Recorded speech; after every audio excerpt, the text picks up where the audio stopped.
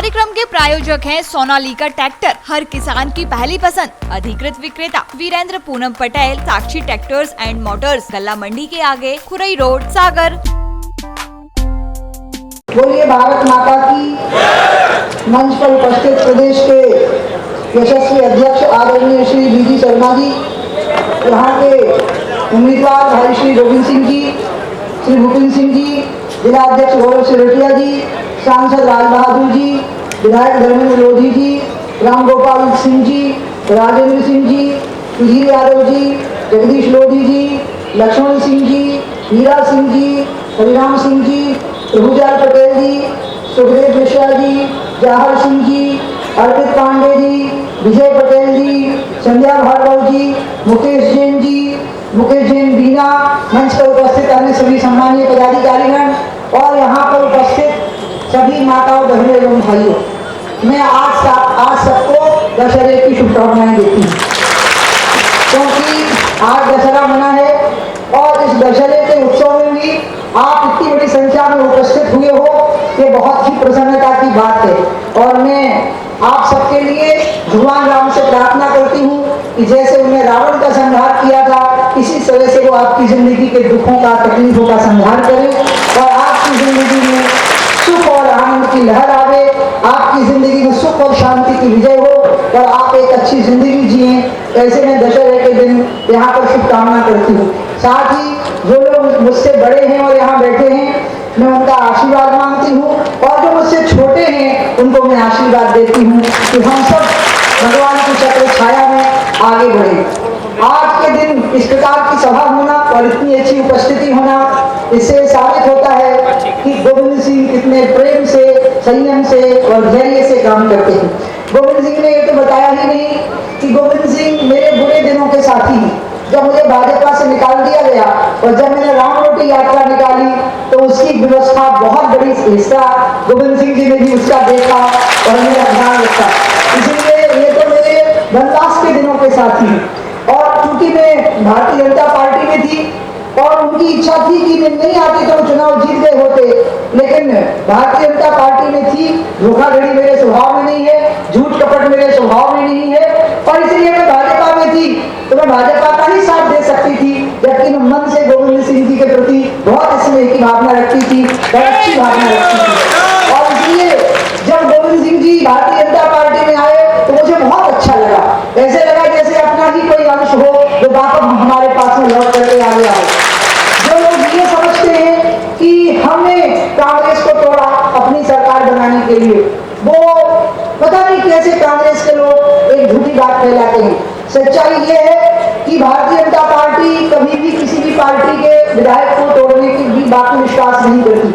हकीकत तो ये है कि यहाँ कांग्रेस की सरकार बन गई, इस पर कांग्रेस के ही नेताओं को भरोसा नहीं हुआ कि वो मुख्यमंत्री बन गए हैं या उनकी सरकार बन गई है, क्योंकि लहर यही थी कि यहाँ भाजपा की ही सरकार बनेगी और शिवराज जी ही मुख्यमंत्री बनेंगे। लेकिन कुछ हल्की फुल्की चूक कहीं हो गई कि वोट हमें ज्यादा मिले और सीटें उनकी ज्यादा हो गई और ऐसी स्थिति में यहाँ पर सरकार बन गई। कमलनाथ जी मुख्यमंत्री बन गए। अब उन्होंने इतने वायदे कर दिए थे लोगों से, क्योंकि उन्हें तो विश्वास ही नहीं था कि हमें चुनाव जीतना है, तो उन्हें तो लग रहा था कि सीटें बढ़ाने के लिए हर बात में हाँ कर लो और इसलिए इतने वायदे लोगों से कर रखे थे कि जब सरकार बनी और वायदे पूरे नहीं हुए तो विधायकों को जनता का सामना करना मुश्किल हो गया, मंत्रियों को जनता का सामना करना मुश्किल हो गया और स्थिति ये बनी कि ज्योतिरादित्य जी को कहना पड़ा कि मुझे सड़क पर संघर्ष करना पड़ सकता है और तब कमलनाथ जी ने कहा तो ठीक है, तो सड़क पर आकर के संघर्ष करो और तब ज्योतिरादित्य ने फैसला किया कि सड़क पर कांग्रेस को खड़ा करेंगे और अब वो भारतीय जनता पार्टी को सरकार बनाने में अपना सहयोग करेंगे। और ये बात इसलिए कही क्योंकि गोविंद सिंह मंत्री थे, सरकार में थे, आराम से थे। सरकार छोड़ देना, विधायक के पद से इस्तीफा दे देना और दोबारा चुनाव लड़ना, ये आपके हाथ में बात नहीं होती है जब आप दोबारा चुनाव लड़ते हैं, क्योंकि हारना और जीतना जनता तय करती है। ये जनता को कोई ग्रांटेड नहीं दे सकता है, जनता किसी के पट्टे में नहीं लिखी होती है, क्योंकि जनता में भगवान होता है, वो चाहे तो अर्श पर बिठा दे और वो चाहे तो फर्श पर पकड़ दे, ये सब जनता के हाथ में ही होता है। और इसलिए ये रिस्क लेना कि ठीक है हम इस्तीफा दिए देते हैं और हम फिर से चुनाव लड़ेंगे। गोविंद सिंह सुख से मंत्री रह सकते थे, कोई दिक्कत नहीं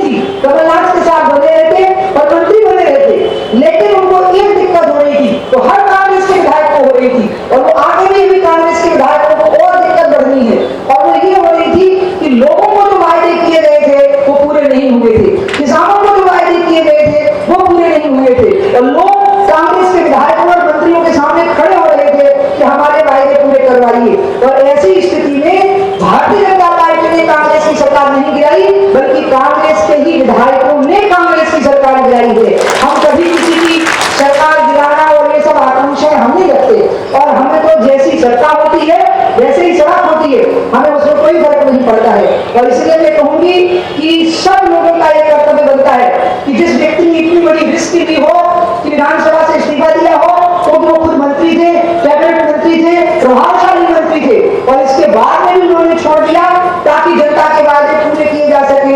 तो ऐसे व्यक्ति का सम्मान रखना, उसकी इज्जत करना और उसको पहले से भी ज्यादा वोटों से जिताने की जिम्मेवारी हम सबकी बनती है और आप सबकी बनती है।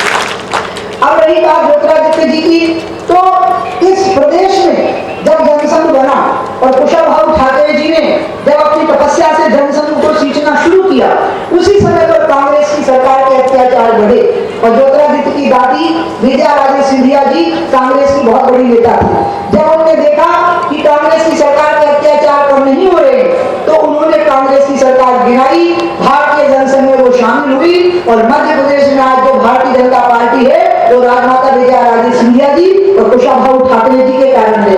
और इसलिए स्वाभाविक था कि उनके नाती को जब आना था तो भारतीय जनता पार्टी में ही आना था, और वो भारतीय जनता पार्टी में आए, और उनके सभी सहयोगी भी भारतीय जनता पार्टी में आए। इसलिए जब गोविंद ने कांग्रेस छोड़ी और गोविंद भारतीय जनता पार्टी में आए, तो आप यकीन करिए जैसे एक माँ अपने बच्चे की चिंता करती है, मुझे गोविंद की वैसी ही चिंता लगी हुई थी कि आज जो आ गए हैं हमारे साथ में, तो हे भगवान ये घाटे का सौदा नहीं होना चाहिए। ऐसा मीठे मधुर स्वभाव का व्यक्ति कांग्रेस में रहने लायक है ही नहीं, तो भाजपा में ही रहना चाहिए ऐसे व्यक्ति को। और अब तो स्वाभाविक रूप से हमारे यहाँ आए, तुलसीदास जी ने रामायण में लिखा है, जीवी सरिता सागर मह जाही, यद्यपि ताही कामना नहीं, तेरे सुख संपत्ति में नहीं बुलाए, और धर्मशील पे जाए सुहाए।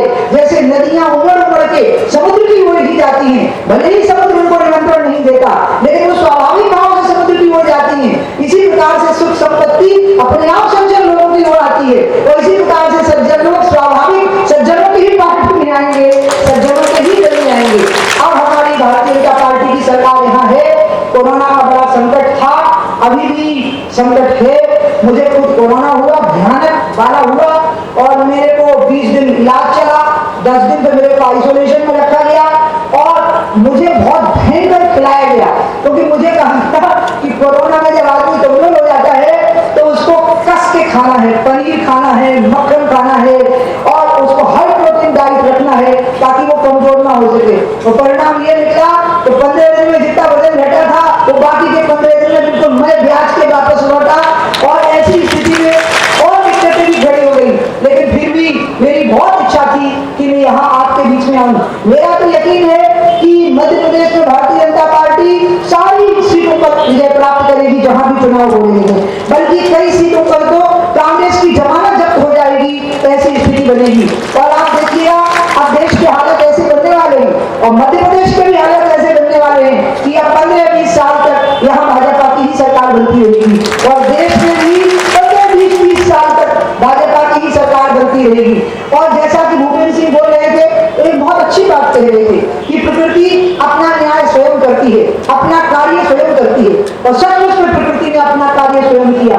आपने कभी सोचा था कि नरेंद्र मोदी के नेतृत्व में चुनाव होगा और हमारी क्लियर मेजॉरिटी से सरकार बनेगी, फिर दोबारा चुनाव होगा तो पहले से भी ज्यादा वोटों से सरकार बनेगी, और जो लोग चुनाव जीते हैं जब उनसे पूछते थे हम कितनों से जीते, तो उन्हें बताने में संकोच होता था, क्योंकि जो सोच रहे थे कि 50,000 से जीतेंगे वे 5 लाख से जीत गए, जो सोच रहे थे कि 30,000 से जीतेंगे वे 3 लाख से जीत गए, क्योंकि पूरे देश में एक हवा चली मोदी की, और ऐसी हवा चली कि पूरे देश की जनता सिमट करके मोदी की तरफ हो गई। कहाँ के राहुल, कहाँ की उनकी बहन राहुल मतलब गांधी, और कहाँ की उनकी अम्मा, और कहाँ के मुलायम, कहाँ के अखिलेश, कहाँ के ममता बनर्जी। एक और हवा 2024 में चलेगी, और जैसे समुद्र का तूफान सारी चीजों को समेट करके ले जाता है, आप देखिएगा सब कुछ समेट करके ले जाएगा। क्योंकि अब भारत माता प्रतीक्षा कर रही है कि वो दुनिया का नंबर 1 का देश बने। भारत माता की दुनिया में जय जयकार हो। मैं चीन पे नहीं बोल सकती क्योंकि वो विदेशी मंत्रालय का विषय है, मैं पाकिस्तान का भी नहीं बोल सकती क्योंकि विदेश मंत्रालय का विषय है, लेकिन एक विषय राष्ट्र का है। और मैं बोल सकती हूँ, मैं ये कह सकती हूँ कि मोदी के हाथ में देश सुरक्षित है, मोदी के हाथ में देश की जनता सुरक्षित है, मोदी के हाथ में देश की सीमाएं सुरक्षित है। सीमाओं के उस पार से भी देश को खतरा नहीं है और सीमाओं के अंदर भी देश को खतरा नहीं है। गरीब आदमी के पेट में 2 टाइम की रोटी पहुंचे और उसको इज्जत के साथ में जीने का अधिकार मिले, इसकी पूरी व्यवस्था आत्मनिर्भर भारत के अभियान के नाम से मोदी जी की सरकार ने की हुई है। और शिवराज जी ने जिस प्रकार से जब इन्हें सरकार बनाई उस समय हालत बहुत खराब थी भारतीय जनता पार्टी की। आपको बताऊं, पार्टी कार्यालय में 2 टुट्टू गाड़ियां थी और उनमें भी डीजल और पेट्रोल डलवाने के पैसे नहीं थी। उस समय पर मैं मध्य प्रदेश की नेता बना दी गई और जब मैं मध्य प्रदेश के पार्टी के कार्यालय में पहुंची और मैं केंद्र में मंत्री थी, 6-7 मंत्री रह चुकी थी, तो मैंने सोचा हे भगवान, अब मुझे यहाँ सरकार बनानी है। और एक बस में बैठी और धचके खाते हुए 1 साल पूरे प्रदेश में घूमती रही। और उस समय में हमारे भारतीय जनता पार्टी के कार्यकर्ताओं ने ऐसा पसीना बहाया और हमने ऐसी धूला खाई कि दिग्विजय सिंह जी की सरकार गायब ही हो गई। ऐसी स्थिति यहाँ पर बन गई। नहीं तो वो समझते थे कि मैं बहुत स्मार्ट हूँ, इंजीनियर हूँ, विदेश में पढ़ा लिखा हूँ, जे कहाँ एक लोधी की मोड़ी, गाँव के किसान की लड़की, ये मेरा क्या खाकर मुकाबला करेगी। उनकी समझ में ये नहीं आ रहा था कि मैं उनका मुकाबला नहीं कर रही थी, बल्कि मध्य प्रदेश की जनता उनका मुकाबला कर रही थी और वो ध्वस्त हो गए। उस समय बड़ी तपस्या से सरकार बनी थी, ये बहुत कठिनाइयों से सरकार बनी थी। ये बिस्लरी की बोतलें पीने को नहीं मिलती थी, अच्छी गाड़ियां बैठने को नहीं मिलती थी, होटलों में रुकने को नहीं मिलता था। कार्यकर्ता ढाबों पे खाना खाते थे, कार्यकर्ताओं के घर में रुकते थे, नल का पानी पीते थे और बढ़िया रोटी और आलू की सब्जी खाने को मिलती है। ऐसी तपस्या से ये सरकार बनी। और इसलिए जब मैंने तिरंगे के लिए सरकार छोड़ी, मैं सरकार से निकाली नहीं गई हूँ, मुझे कोई माई का लाल नहीं निकाल सकता था सरकार से, किसी ने माँ का दूध नहीं किया था, मैं सरकार से निकाल सकता। मैंने खुद तिरंगे की शान के लिए मुख्यमंत्री की कुर्सी छोड़ी, तो मुझे ये लग रहा था कि इतनी तपस्या से बनी हुई सरकार कौन चलाएगा। और अंत में आज मैं घोषणा कर सकती हूँ, वो आज मेरे साथ नहीं है, कि जितनी तपस्या से मैंने सरकार बनाई, शिवराज जी ने 13 साल उतनी ही तपस्या से वो सरकार चलाई। और जैसी सरकार चलाई शायद उतनी अच्छी मैं भी न चला पाती, क्योंकि मेरे स्वभाव में संयम और धैर्य नहीं है। मेरे अंदर बर्दाश्त करने की क्षमता कम है, मैं बर्दाश्त नहीं कर पाती हूँ, मैं सहन नहीं कर पाती हूँ और इसलिए मैं तड़ाक से दर्द देने की आदत है। लेकिन मैंने शिवराज जी ने देखा कि उनमें संयम और धैर्य है और ये उनका बहुत बड़ा गुण है और इसी कारण से वो 13 साल तक सरकार चलाए। और इसलिए जब वो दोबारा मुख्यमंत्री बने तो मुझे खुद बहुत रिलीफ हुआ, मैंने शांति की सांस ली कि एक बार फिर से राज्य की व्यवस्था पटरी पे आ जाएगी। क्योंकि कमलनाथ जी तो सरकार चला ही नहीं रहे थे, कमलनाथ जी के पीछे रिमोट कंट्रोल से मिस्टर बंटाढाल सिंह ही खड़े हुए थे और वही सरकार चलाने की कोशिश कर रहे थे। और इसके कारण प्रदेश की हालत खराब थी और दिन निकलते तो प्रदेश की और हालत खराब हो जाती। और मैं आपको बता रही हूँ, अगर कमलनाथ जी ने इस्तीफा न दिया होता और अगर फ्लोर टेस्टिंग हुई होती तो 20 से 30 विधायक और थे जो विधानसभा के अंदर ही कांग्रेस में से पाला बदल करके भारतीय जनता पार्टी की तरफ आ गए होते। और इसी कारण से वो स्थिति बनी कि उन्होंने अंत में इस्तीफा दे दिया। तो उन्होंने बहुत अच्छा काम किया, नहीं तो कांग्रेस के लिए बहुत शर्मिंदगी की स्थिति बनने वाली थी। और ये बहुत अच्छा रहा कि शांति के साथ यहाँ पे सरकार बन गई। अब आप बिल्कुल शांति के साथ इस चुनाव को कराओ। यहाँ पर सरकार का ही विधायक होना चाहिए ताकि विकास की जो प्रक्रिया की कड़ी 1.5 साल पहले छूट गई, उस अब 2 साल होने को आने की स्थिति आ गई, उस कड़ी को दोबारा शुरू किया जा सके, ये बहुत जरूरी है। अभी जैसा कि बताया जा रहा था कि राम मंदिर के निर्माण में मेरा रोल रहा, आप यकीन करिए किसी का कोई रोल नहीं होता। मैंने इस चीज को अनुभव किया है कि कई लोग जिंदगी भर टिकट पाने को तरसते हैं, उन्हें एमएलए का टिकट नहीं मिलता, जबकि वो अच्छे घरों के होते हैं, पैसा वाले होते हैं और खूब नेताओं के चक्कर काटते हैं। मैंने ऐसे भी लोग देखे हैं कि जो लोग बहुत पढ़े लिखे होते हैं, योग्य होते हैं, पैसे वाले होते हैं, टिकट मिल जाता है लेकिन चुनाव नहीं जीत पाते और 4-5 चुनाव हार के पिटा हुआ मोहरा बहन बन करके घर में बैठ जाते हैं। लेकिन मैंने ऐसे भी लोग देखे हैं जो एक सामान्य घर के होते हैं, जो कभी सोचे ही नहीं होते कि हम पंच का भी चुनाव जीत पाएंगे, वो मंत्री बनते हैं, केंद्र में मुख्यमंत्री बनते हैं। तो क्या ये हमारी औकात है? नहीं, ये जनता की कृपा, वो भगवान की लीला होती है जिससे कि ये कार्य होता है। इसमें किसी की कोई हैसियत नहीं होती, किसी का कोई कार्य नहीं होता। और इसलिए आज मैं आप लोगों को ये कहना चाहती हूँ कि अब भगवान ने भारतीय जनता पार्टी पे मौका दिया है, तो ये आत्मनिर्भर भारत बनाने का जो संकल्प अब मोदी जी ने कोरोना के बाद जो कहा है, क्योंकि मैं भी भगवान से आज विजयादशमी के दिन प्रार्थना करूंगी प्रभु राम, जैसे आपने रावण का संहार किया था, आप कोरोना का भी संहार करो और इस धरती को कोरोना से मुक्ति दिलाओ, क्योंकि लोग भय और आशंका से ग्रस्त हो गए हैं। और अब आत्मनिर्भर भारत का कदम आगे बढ़ना चाहिए।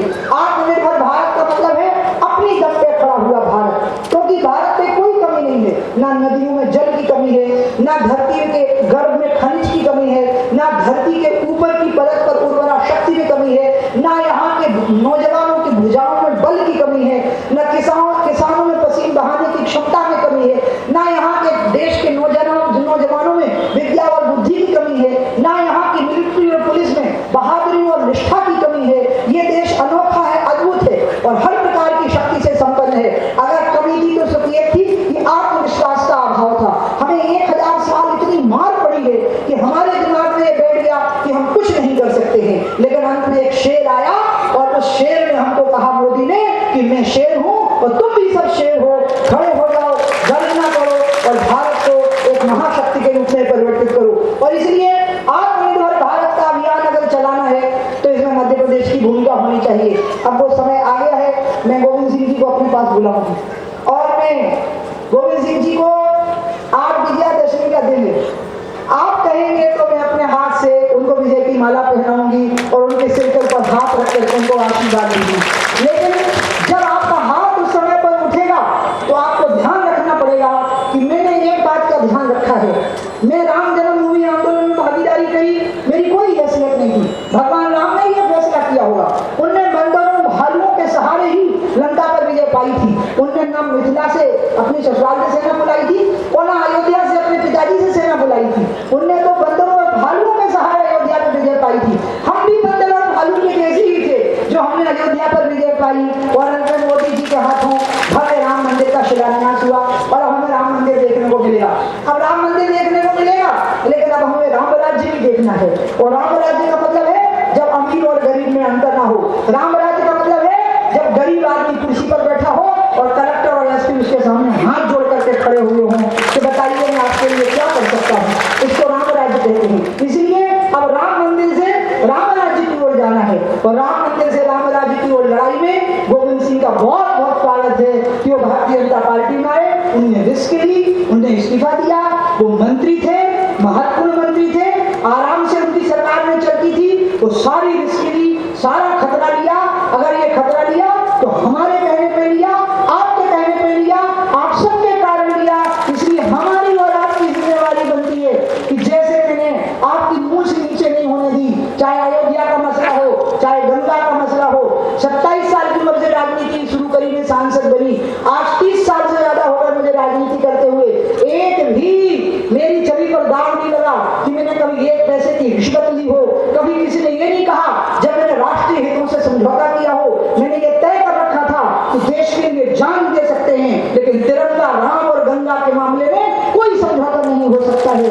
और इसलिए अगर आपकी मूंछ मैंने ऊंची रखी है तो आपको भी मेरी बात ऊंची रखनी पड़ेगी। आज आपके सामने मैं आपके कहने पर गोविंद सिंह जी को माला पहनाऊंगी, जीत की माला, और उनके सिर पर जब हाथ रखूंगी तो आप दोनों हाथ उठाकर उनके ऊपर विजयादशमी का दिन है। और आज दीदी शर्मा जी ने विजय संकल्प रैली का प्रारंभ किया है। वो रायसेन से, इसलिए तो हम लेट हो गए और हमें भागना इसलिए पड़ रहा है क्योंकि हेलीकॉप्टर वाले ने हमें चेतावनी दे रखी है कि 4:45 बजे हमको हेलीकॉप्टर के अंदर होना चाहिए। माला दीजिए। अब मैं ऐसे तो नहीं पहनाऊंगी। पहले आप बताइए, क्या मैं अपने भैया को, लाडले भैया को, मेरा छोटा भैया, आप बताइए क्या मैं इसको विजय की माला पहनाऊं? नहीं, दिल से बोलिए, क्या मैं इसको विजय की माला पहनाऊं? क्या आप मेरी बात का मान रखेंगे? आपके हर बूथ से मेरे लाडले भाई की जीत होगी। शिवराज सिंह जी एक मजबूत मुख्यमंत्री बने, इसमें आप सहयोग करेंगे? आप मोदी जी के साथ नहीं, ऐसा कमल का बटन दबा करके चिट्ठी भेजेंगे? सभी लोग 3 तारीख